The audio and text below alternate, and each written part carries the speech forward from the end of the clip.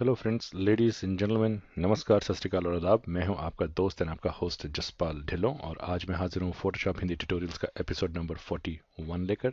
इस एपिसोड्स में आज हम बटन्स बनाने की कोशिश करेंगे। मुझे काफ़ी लोगों ने कहा था ये जो वेबसाइट्स पे जो आप बटन्स देखते हैं ऐसे कुछ, ये जो बटन्स होते हैं ये कैसे बनाए जाते हैं। हाँ, मुश्किल नहीं है, बड़े आसान से हैं, थोड़ी सी क्रिएटिविटी चाहिए। तो चलिए आज ये बटन्स बनाते हैं। तो चलिए शुरू करते हैं। सबसे पहले तो मैं इस ग्रुप को बंद कर दूं। एक आप नई लेयर खोलिए। फोरग्राउंड कलर और बैकग्राउंड कलर लाइट और डार्क ब्लू है। ग्रेडियंट टूल चुनिए। Foreground to background colour linear gradient चुन के यहाँ से शिफ्ट दबा के सीधी एक लकीर ऊपर खींच दीजिए। ये हमारा कुछ बैकग्राउंड सा बन गया है। अब आप कस्टम शेप्स टूल में आइए।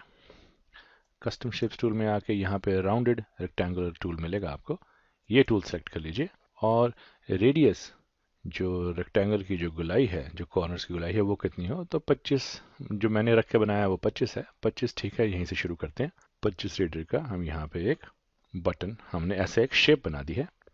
अब क्योंकि फोरग्राउंड कलर डार्क ब्लू है तो ये बाय डिफॉल्ट डार्क ब्लू से भर गया है। हमने यहाँ से शेप लेयर चुन ली है। CS6 में ये यहाँ पे शेप लेयर, पाथ और पिक्सल्स लिखा हुआ आता है, लेकिन जो इसके पहले वर्जन हैं वहाँ पे इसके 3 आइकॉन्स बने आएंगे। एक शेप लेयर का होगा, एक पिक्सल का। आप जब उसके ऊपर जाके कर्सर को हवर करेंगे तब आपको वो नाम लिखा हुआ आ जाएगा। तो आप शेप लेयर चुन लीजिएगा और यहाँ पे हमारी एक शेप लेयर बन गई। अब ये बहुत आसान है बनाना। अब आप देखिए मैं आसान से मेरा मतलब क्या है। अब आप यहाँ पे जो ये नीचे में आप यहाँ पे ये जो हम जो ये लेयर स्टाइल की बात करते हैं, तो जैसे आप इसको क्लिक करें लेयर स्टाइल को, आप बेवल एंड एम्बॉस को चुनिए और ये देखिए आपने कोई सेटिंग्स नहीं छेड़नी है इनकी। डिफॉल्ट सेटिंग में ही आप अब एक ड्रॉप शैडो भी ऐड कर दीजिए। ड्रॉप शैडो आपको थोड़ी सी बढ़ाना चाहें, ये आपकी अपनी पर्सनल चॉइस और प्रेफरेंसेस के ऊपर है, इसमें कुछ ज़्यादा करने की ज़रूरत नहीं है। अब आप सिर्फ इन्हीं दो में छोड़ सकते हैं। अब आप चाहें थोड़ा सा इनर शेडो डालना चाहें तो डाल सकते हैं, लेकिन चॉइस आपकी है। और ये इनर ग्लो की भी बात करें तो ये भी थोड़ा सा डालना चाहें तो डाल सकते हैं, नहीं तो इसकी ज़रूरत नहीं है। मोड इसका थोड़ा आप नॉर्मल कर दीजिए, थोड़ी सी यहाँ पे स्ट्रांग ये बन जाएगी। अब आप इसको ओके कर सकते हैं। अब इसी राउंडेड रेक्टेंगुलर वाली शेप लेयर पे आके कंट्रोल दबा के एक बार इसके ऊपर क्लिक कीजिए तो यही एज ए सिलेक्शन ये शेप लोड हो जाएगी। नई लेयर चुनिए।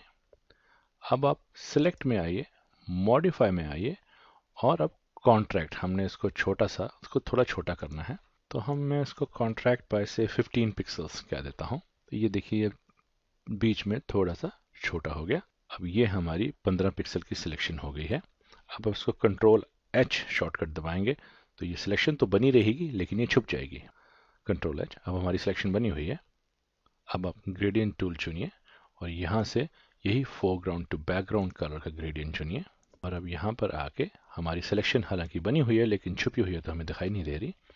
यहाँ पे आप आके थोड़ा सा यहाँ ग्रेडियंट बना दीजिए। थोड़ा सा ग्रेडियंट स्ट्रांग है। मूव टूल लीजिए और इसको थोड़ा सा यहाँ ऊपर, थोड़ा सा यहाँ ऊपर इसको नज कर दीजिए। अब फिल्टर पे आइए, ब्लर चुनिए, गॉसियन ब्लर। ये 8 to 10 पिक्सल्स डिपेंड करेगा आपका डॉक्यूमेंट कितने बड़े साइज का है, ये कर दीजिए। अब कंट्रोल H दोबारा प्रेस कीजिए, ये वही सिलेक्शन दोबारा आ जाएगी। अब कंट्रोल D करके डी सेलेक्ट कर दीजिए, हमको अब इसकी ज़रूरत नहीं है। तो सब ये हमारा बटन बन गया, बड़ा सिंपल सा बटन बन गया हमारा ये।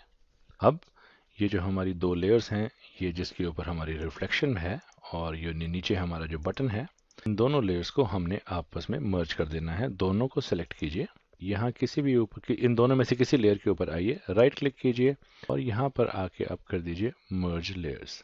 ये अब दोनों लेयर्स मर्ज हो गई। जितने बटन्स आपको चाहिए उतनी बार इनकी कॉपी बना लीजिए। Control J, control J1, control J2, control J3। Move tool लीजिए, एक को नीचे लेके आइए। अब दोबारा से इसके ऊपर आके क्लिक कीजिए, या आप यहाँ से भी इसको अगर दोबारा क्लिक करते हैं तो ये दूसरी लेयर चुन लेगा। इसको आप नीचे ले आइए, से इसके ऊपर आके एक बार फिर से क्लिक कीजिए तो ये एक और जो तीसरी लेयर थी वो भी चुनी जाएगी।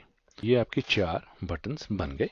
अब आप यही लास्ट वाला बटन यही था जिसके ऊपर हम अभी काम कर रहे हैं, इसी को लेते हैं और टेक्स्ट लेयर चुन लेते हैं। अब की बात यहाँ पे हम लिख देते हैं जी पोर्टफोलियो। तो ये हमारा, अब मूव टूल पे आने के बाद जो ये नीचे जो हमारे 4 एरो कीज होते हैं, इनसे आप चाहें तो एक एक पिक्सल ऊपर नीचे दाएं बाएं इनको घुमा सकते हैं। तो सब ये था सिंपल सा बटन्स बनाने का तरीका। उम्मीद है आपको ये ट्यूटोरियल, क्विक ट्यूटोरियल पसंद आया होगा। अगर आपके कुछ सवालात हैं तो आप मुझे ज़रूर ईमेल कीजिए। और साहब मेरी एक रिक्वेस्ट है आप सब लोगों से कि जब आप मुझे ईमेल्स में अपनी फ़ोटोज़ भेजते हैं और फ़ोटो के साथ कनेक्टेड कुछ सवाल पूछते हैं, आप प्लीज़ मुझे डिटेल्स भेजिए। आपने ये फ़ोटोज़ किस सेटिंग्स में खींची हैं, स्टूडियो की लाइट्स कैसी थी, एपर्चर क्या था, स्पीड क्या थी, ताकि मुझे फ़ोटो समझने में और अगर उसमें कुछ कमी है तो उसको दूर करने में मैं आपकी मदद कर सकूं। दूसरी बात, मुझे एक काफ़ी रिक्वेस्ट मुझे ऐसी भी आती हैं कि जैसे अभी रिसेंटली मुझे आई थी कि किसी मूवी का पोस्टर देखा था, मैंने पूछा ये पोस्टर कैसे बनाया जाता है। हुजूर वो पोस्टर बनाना मुश्किल नहीं है, लेकिन वो अगर आप वो पोस्टर चाहते हैं, उस पोस्टर्स में जितनी भी फ़ोटोज़ हैं सबकी मुझे आप ओरिजिनल फाइल्स भी भेजिए ताकि मैं आपको पोस्टर बना के दिखा सकूं। तो मेरे से वो ओरिजिनल फ़ोटोज़ ढूंढ पाना नामुमकिन के बराबर है। तो अगर आप मुझे कोई रिक्वेस्ट भेजते हैं तो उस रिक्वेस्ट के साथ कनेक्टेड सारी फ़ोटोज़ भी मेल कीजिए ताकि मैं उसके ऊपर आपको ट्यूटोरियल बना के दिखा सकूं। जैसे कि फॉर एग्जांपल मुझे एक और ईमेल आई थी, किसी ने मुझे कहा था कि ये फ़ोटो है, इसके ऊपर आपको कोट पहनाना है, तो वो कैसे पहनाएं। तो आप मुझे एक कोट की फ़ोटो भी साथ में भेजिए ताकि मैं पहना के दिखा सकूं। अब आप मुझसे ये उम्मीद करते हैं कि मैं फ़ोटो लेके मैं कोट खुद ही ढूंढने जाऊं, तो वो मेरे लिए काफ़ी मुश्किल हो जाता है। आप प्लीज़ मेरी लिमिटेशंस को समझिए। अगर मैं सबकी रिक्वायरमेंट्स के हिसाब से अगर मैं ढूंढना फ़ोटोज़ शुरू कर दूं तो शायद मैं आप लोगों के ईमेल्स का जवाब 2 महीने तक ना दे पाऊंगा। लेकिन अगर आप चाहते हैं मेरी मदद कीजिए और आप मुझे अपनी जितनी भी रिक्वेस्ट हैं उन फ़ोटो के साथ सारी फाइल्स भी साथ में ईमेल कीजिए।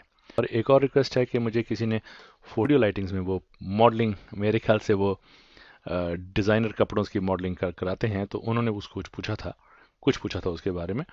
तो मैं ये भी बोल दूं कि साहब जब आप मुझे फ़ोटोज़ भेजते हैं, उन्होंने जो मॉडल थी लड़की थी उसका चेहरा ब्लैकआउट किया था पहले। तो अगर आप मुझे कोई फ़ोटो भेजते हैं और मुझसे कोई सवाल पूछते हैं तो विश्वास रख के भेजिए। अगर आप विश्वास कर सकते हैं तो ही मुझे फ़ोटोज़ ईमेल कीजिए, और वरना मुझे फ़ोटोज़ ब्लैकआउट करके ईमेल्स करके भेजने का कृपया कष्ट ना करें। आप मेरी बात मान सकते हैं तो मान लीजिए, मैं आपकी फ़ोटोज़ को यूज़ करने के कतई हक में नहीं हूँ। मैं नहीं चाहता हूँ कि आपकी फ़ोटोज़ में अपने ट्यूटोरियल्स में यूज़ करूँ। आप ही के बताए हुए सवाल को हल करने में यूज़ करूँगा। और दूसरी बात यह कि जब तक मैं पूरी फ़ोटो नहीं देखूँगा, उस फोटो के ऊपर कोई भी बदलाव करूंगा, जो बदलाव लड़की के कपड़ों पर आएगा या पीछे बैकग्राउंड पे आएगा, उसी का कुछ कुछ असर उसके चेहरे पर भी होगा। हालांकि मैं बैकग्राउंड तो शायद ठीक कर दूंगा, लेकिन चेहरा खराब हो जाएगा तो वो भी आपके किसी काम नहीं आएगा। आप प्लीज़ मुझे ओरिजिनल फाइल्स ईमेल किया कीजिए। तो जैसे कि मैं हमेशा से कहता हूं कि अगर आपको मेरे ट्यूटोरियल्स पसंद आते हैं तो इनको ज़रूर प्लीज़ सब्सक्राइब कीजिए और अपने दोस्तों के साथ भी बांटिए। और यहाँ बॉटम लेफ्ट हैंड कॉर्नर में एक थम्स अप है जो लाइक का सिंबल है, उसे भी एक बार क्लिक कर दीजिए कीजिए। उससे मुझे पता चल जाएगा मेरे कितने ट्यूटोरियल चाहने वालों ने ये ट्यूटोरियल देख लिया। तो साहब, until we meet next in the next tutorial, God bless, नमस्कार and take care, bye bye.